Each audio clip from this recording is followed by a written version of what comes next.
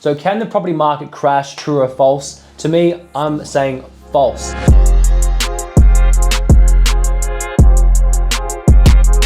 When we're talking about the word crash, what does crash mean? Now, to me, the word crash, how I interpret that word, is a plane literally crashing to the ground and exploding and dying.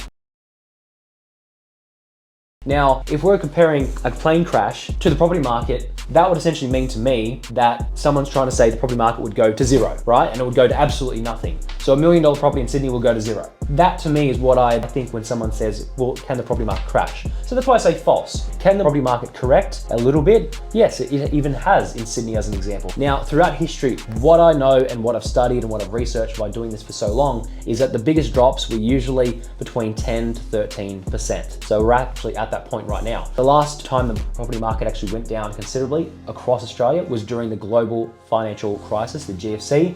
Ironically, that's when I was actually first started buying property myself in 2008, 2009. Interest rates were actually rising around that time too. In terms of the property market, that there's different areas in the property market. Now there's different price points. A price point is a big thing that I want to explain right now. Even as an example, while interest rates have increased significantly, they've gone like 11, 12 times in the last 12 months. Interest rates were 2%, now they're like 6%, right? They've gone up quite a lot. However, the property market in Australia, I've seen some areas that are actually have gone up considerably even despite interest rates going up. So affordable areas to me is the key. Now, what I've seen what happens when interest rates have risen, they've gone up quite a lot, people's borrowing capacities go down. So in a sense, more people can afford the affordable properties now. They could maybe afford $1 million before, but now they can only afford 600,000.